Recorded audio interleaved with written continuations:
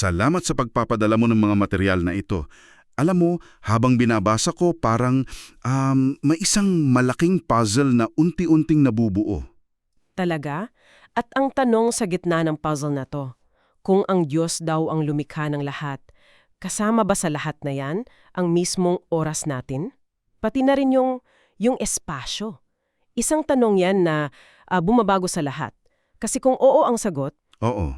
ibig sabihin, hindi tayo basta-basta nakalutang sa isang walang hanggang universo. Mhm. Ibig sabihin, pati yung universo mismo, yung mismong konsepto ng oras at lugar, ay bahagi ng disenyo. Yan mismo. So ang goal natin ngayon, himain natin tong ideya na to. Piraso-piraso. Gamit yung mga sipi na binigay mo. Okay, simulan natin sa pinaka-basic. Paglikha. Sige. May sipi ka rito mula sa aklat ng mga awit na nagsasabing sa pamamagitan ng karunungan ay nilikha ang kalangitan. Ang dating sa akin yan, hindi ito aksidente, may plano. May intensyon at yan ang unang clue sa puzzle. Hindi ito basta biglang lumitaw.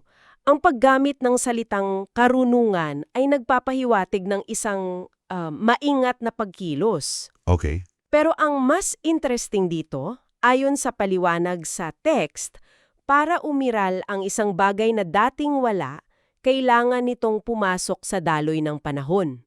Ang pag-iral mismo ay oras. Nangangailangan ng oras. Teka, dito ako unang medyo nalito. Kasi sinasabi sa Genesis na nilikha ang araw at buwan sa ika-4 na araw para maging tanda ng mga panahon. Tama. Pero ang sinasabi mo, based sa source, ay may oras na bago pa man yun. Paano yun? Anong ibig sabihin ng unang araw kung wala pang araw? Magandang tanong yan. At dito nagiging crucial yung pagkakaiba ng dalawang bagay. Iginigiit sa sulating ito na ang oras mismo, yung daloy ng mga sandali, ay nilikha sa simula pa lang. Ah, okay. Panukat lang nito. Parang mga kamay lang sila sa isang orasyan na dati nang umiikot. Ang purpose nila ay para sa atin, sa mga nilikha, para may paraan tayong bilangin ang mga araw at taon. Okay. Gets ko na. So ang oras ay parang isang ilog na umagos na mula sa simula. At ang araw at buwan parang mga palatandaan lang sa pampang. Eksakto. Para malaman natin kung gaano na tayo kalayo. At dito tayo dadalhin sa isang sipi na binigay mo mula sa Roma 8 na pamilyar sa marami. Yung listahan ng mga bagay na hindi makapaghihiwalay sa atin sa pag-ibig ng Diyos. Oo, pero ang interpretation dito ay medyo kakaiba. Karaniwan kasi binabasa natin yan bilang listahan ng mga pagsubok, di ba? Oo. Pero hinihimay ng may akda yung mga partikular na salita. Nang sabihin ni Pablo na mga bagay sa kasalukuyan o sa hinaharap, ang argumento ay hindi lang ito tungkol sa mga pangyayari, kundi sa mismong konsepto ng panahon. At hindi lang yan. Kasama rin sa listahan yung taas o lalim na malinaw na tumutukoy sa dimensyon. Sa espasyo. Ayun na nga. So ang sinasabi ba ng source, hindi lang oras, kundi pati ang mismong lugar na ginagalawan natin ay isa ring nilikha. Yan mismo ang konklusyon. Yan mismo ang konklusyon. Ang logic ay simple lang. Kung ang mga itong kasalukuyan, hinaharap, taas, lalim, ay kasama sa listahan ng mga nilikha na hindi makapaghihiwalay sa atin sa Diyos, Ibig sabihin, itinuturing din silang mga nilikha. Hindi sila ang pundasyon ng realidad, bahagi sila ng nilikha. parang yung entablado kung saan tayo gumaganap, kasama rin pala sa dula, hindi hiwalay. Tamang-tama. At kung ganon, kung ang oras at espasyo ay mga nilikha, ibig sabihin, ang manlilikha ay nasa labas nito. Ito na siguro yung konsepto ng pagiging alpha at omega, di ba? Hindi lang siya nauna at mahuli. Oo, mas malalim pa. Ang paliwanag sa source ay hindi siya nakakakulong sa linear na daloy ng panahon na nararanasan natin. Para sa atin, ang nakaraan, tapos na. Ang hinaharap, hindi pa dumarating. Oo naman. Para sa kanya, ang lahat ng sandali mula sa unang magkaroon ng liwanag hanggang sa huling sandali ng universo ay nangyayari ng sabay-sabay sa kanyang ngayon. Sandali, iproseso ko lang yan. So para sa Diyos, sabay-sabay niyang nakikita ang Big Bang at yung posibleng katapusan ng universe? Parang ganon. Para siyang nanunood ng isang pelikula na hindi pa tapos para sa atin, pero hawak na niya ang buong film script. Nakakalula isipin. Isang magandang analogy yan. Ang buong kasaysayan ay isang film strip. Tayo, nararanasan natin to frame by frame. Isang eksena bawat pagkakataon. Paunti-unti. Ang Diyos naman, hawak ang buong strip. Nagikita niya ang simula, gitna, at wakas ng sabay-sabay. Kaya nga, ayon sa source, ang ngayon niya ay kasabay ng paglalang sa Eden. Okay. Kasabay ng pagpako sa krus at kasabay ng huling paghuhukom, lahat yan, present tense para sa kanya. Binabago nito yung pag-intindi ko sa konsepto ng pamamahiga sa ikapitong araw.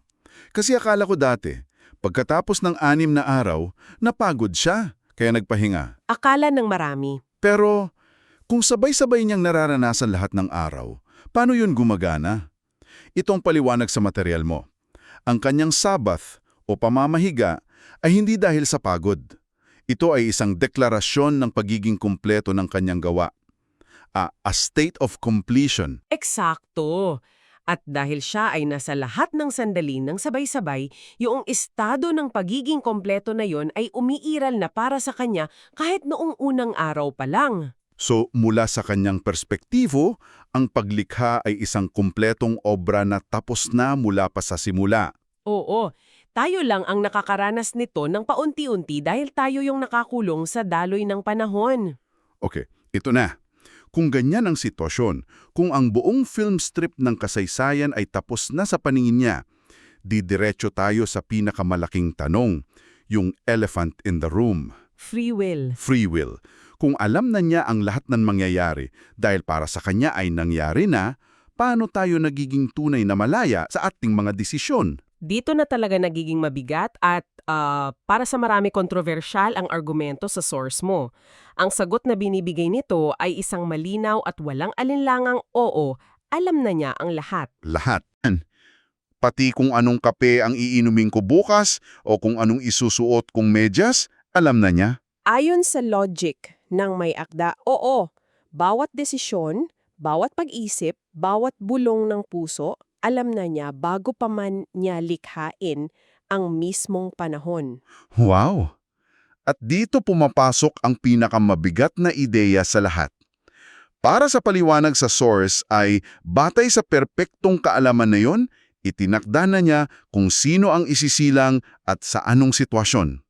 Wow! Sandali, ulitin mo yon. May dagdag pa. Sinasabi pa na kung halimbawa, ibang desisyon ang gagawin mo sa isang mahalagang yugto ng buhay mo, Okay, ibang tao ang kanyang isisilang sa lugar mo. wait. So parang ako, isang character sa isang nobelang tapos ng isulat. At ang kalayaan ko ay nasa loob lang ng mga linyang na isulat na para sa akin. Medyo. Parang sinasabi na ang existence ko ay conditional sa mga desisyong alam na niyang gagawin ko. Kung iba ang pipiliin ko, hindi ako to, ibang tao na yon. Ganyang kabigat? Ang bigat niyan. Paano pa nagkakaroon ng tunay na moral responsibility dyan? Napakabigat. At ito yung punto kung saan maraming teolohiya ang nagkakaiba-iba ng landas. Pero kung susundin natin ng mahigpit ang argumento sa material mo, ang ipinipinta nitong larawan ay isang Diyos na may ganap at lubos na soberana. Okay. Para itong isang napakakomplikadong open-world video game. Bilang player, nararamdaman mo na may kalayaan kang mag-explore, pumili ng quests. Oo, magdesisyon sa mga dialogue. Pero ang totoo, lahat ng posibleng gawin mo, bawat quest, bawat linya ng dialogue, bawat kalaban, ay nakakode na sa laro ng developer. Ang mga pagpipilian mo, totoo sa loob ng laro. Pero ilimitado sa kung ano ang idinisenyo ng lumikha. Ganyan ang pananaw dito, pero sa cosmic scale. Hayaan nating huminga sandali diyang. Kasi yan ay isang ideya na maraming tao, kasama na ako, ay nahihirapang lunukin. Siyempre, Ito yung punto kung saan ang abstract na teolohiya ay bumabangga sa ating pang-araw-araw na karanasan ng pagiging malaya. Pero okay, ituloy natin. Kung ang oras ay ganyang kahigpit na kontrolado, paano naman ang espasyo? at itong konsepto ng Diyos na may ganap na kontrol sa oras at sa mga desisyon sa loob nito ay may katapat na ideya siya kung paano niya kontrolado ang espasyo. Ipinapakita sa source mo na kahit ang mga kalaban niya, Yung mga espiritual na puwersa. oo, Hindi sila malayang nakakagala, nakakukulong din sila sa isang itinakdang lugar at timeline. Dito na pumapasok yung isang kakaibang detalye sa source. May binabanggit itong tubig sa itaas ng kalawakan mula sa Genesis. Tapos binanggit ang isang grupong tinatawag na Satan Gurate. Oo. Unang beses kong marinig yung term na yan. Base sa material mo, ano o sino ba itong grupong to? Ayon sa paliwanag sa text, ang Satan Gurate ay isang partikular na termino na ginagamit ng may akda para tukuyin yung grupo ni Satanas. At ang interpretasyon niya sa tubig sa itaas ng kalawakan ay ito'y nagsisilbing isang uri ng cosmic na bilangguan o boundary. Isang boundary. Itinalaga daw ng Diyos ang kalawakan o yung himpapawid bilang lugar kung saan pansamantalang ikinulong ang grupong ito. So kahit sila na mga espiritual na nilalang, saklaw pa rin ang mga batas ng nilikhang espasyo. Hindi sila makalabas. Eksakto. At hindi lang espasyo, kundi pati oras. Naglatag ang source ng isang timeline ng mga kaganapan para sa grupong ito na nagpapatunay na kumikilos din sila sa loob ng isang pagkakasunod. Hindi sila, tulad ng Diyos, sabay-sabay na nasa lahat ng dako. Hindi. Sila ay mga aktor pa rin sa entablado na may sinusunod na script. Ano yung pagkakasunod-sunod na inilahad? Ayon sa source, ito ang nangyari at mangyayari sa kanila. Una, nakakulong sila sa himpapawid, tinukoy bilang prinsipe ng kapangyarihan sa himpapawid. Okay, una yun. Pangalawa, may isang punto na itinapon sila sa Hades. Pangatlo, pinalaya silang muli mula sa nasasakupan ng banal na spirito. Pang-apat? Pang-apat, matatalo sila ng mga martir at muling itatapon dito sa lupa. At panglima, mula sa dagat at lupa, magpapabangon sila ng mga halimaw para usigin ang mga banal sa loob ng isang takdang panahon. Partikular na binanggit ang 42 buwan. Ang detalyadong timeline na yan ay nagpapatibay sa buong konsepto natin na lahat ng nilikha, tao man, anghel o demonyo, ay kumikilos sa loob ng balangkas ng panahon at espasyo na itinakda. Lahat sila! May simula sila, may gitna, at may katapusan sa kanilang mga gawain. Hindi sila makakatakas sa daloy ng oras. Tama. Kahit ang kosmikong tunggalian ay nangyayari sa loob ng mga itinakdang boundaries, walang sino man sa nilikha ang makakalampas sa mga batas na to. Maliban sa siyang lumikha mismo sa mga batas na iyon. Siya lang. Kaya pagkatapos nating i-breakdown ng lahat ng ito, ang nabubuong larawan ay ito. Ang panahon at espasyo na para sa atin ay yung mismong canvas ng realidad. Oo, ang pundasyon. Ay itinuturo sa iyong source bilang bahagi lang mismo ng ipininta. At ang manlilikha, umiiral ng lampas dito. Hawak ang bawat sandali at bawat sulok ng kanyang obra. Mula sa pag-alam sa bilang ng ating buhok hanggang sa pag-alam sa bawat desisyon na gagawin natin. Bago pa man tayo umiral, Isang radikal na pagbabago ng perspektibo. Hindi tayo umiiral sa isang neutral, walang katapusang universo. Sa halip, ayon sa pananaw na ito, tayo ay nasa loob ng isang may akda. Isang nilikhang kwento na ang bawat sandali ay may layunin. at ang lahat ng ito ay nagbabalik sa atin sa kasalukuyan, sa sandaling ito. At ito siguro ang magandang pag-isipan. Oo, Ito ang iiwan naming tanong para sa iyong pagninilay.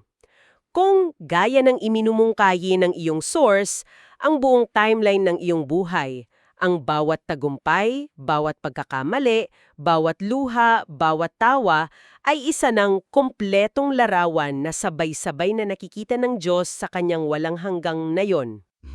paano nito binabago ang pagtingin mo sa halaga ng bawat brushstroke na ginagawa mo sa kasalukuyang sandali?